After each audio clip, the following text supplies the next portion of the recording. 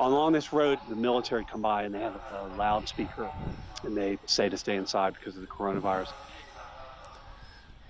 So we were obviously one of the first countries to have this kind of progression of incremental shutdowns. Yeah, it's called lockdown, but it's sort of like a loose lockdown. They haven't really called it a lockdown. I think it's just been called, social isolation. They look like essential workers. Very strict lockdown in this country, super strict. I'm in Berlin. We've been here about a year and a half. I've always lived in Cape Town. So we're in Naples, Italy. Well, my wife is Flemish. We had 2 children. Belgium became a much more viable option for us. It's a little bit like that boiling pot of water with the frogs. It's been incremental, but forget how it worked. But the first one was you can't move outside of your region within Italy. All the retail establishments that are not considered necessities are closed. Bookstores, interestingly, they've allowed to be open, and then restaurants can just do takeout. So and then also I think flower shops are open too, which is sort of, I don't know how they've decided these things. My wife noticed this. Hosiery is not considered a necessity, but makeup is. You can buy wine and beer in the stores, alcohol. The tobacco are open. There are hundreds of these little stores that sell tobacco, metro tickets, lottery tickets. You cannot buy alcohol. Alcohol sales are banned completely in South Africa, as are tobacco sales, completely banned. Okay. Tobacco are open. Just 2 days ago, they started being more lenient in going outside. It's been spectacular weather here in a country where it's notorious for really crap weather ever since the virus took hold. You may not leave your house under any circumstances. So they banned walking, jogging, anything, right? Unless you need to go and get food or you need to go and get medical help or to the pharmacy. I have a dog. There she is. Can you see her?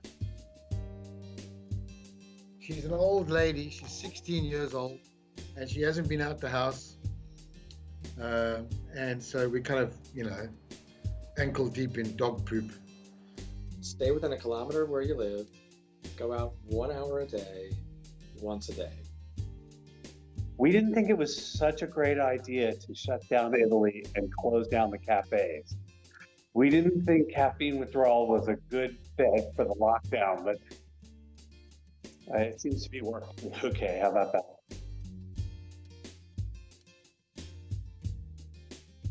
The paperwork that we carry says it's a self-declaration, it's a form, it has a few options. You fill out all your personal information.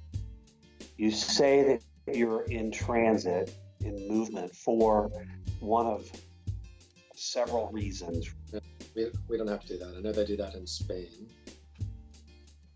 But it's a bit silly. Anytime you go out, you have to print out this thing and fill it out, but that doesn't happen here.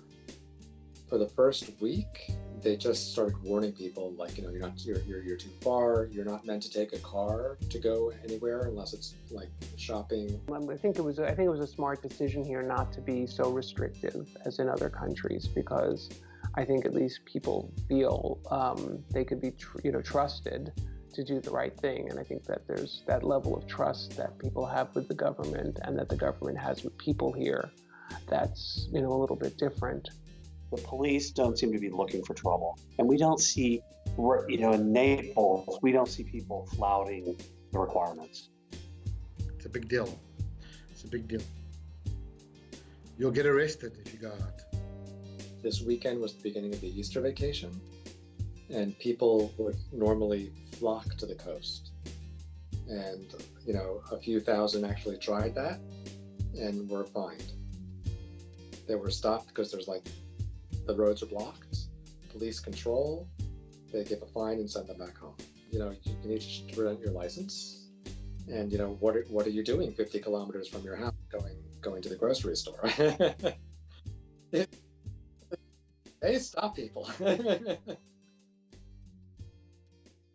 Minister of Health here, rather cheekily, said this expression. The translation is kind of like a kennel, like where a dog sleeps in, but it's also a word used for students who have rooms at university. It's not a dormitory room. It's like yeah, kind of something like that. And the word is kot, and the expression is "bleib in your kot." Like basically, it's just stay in your pen, and that that gets echoed a lot here.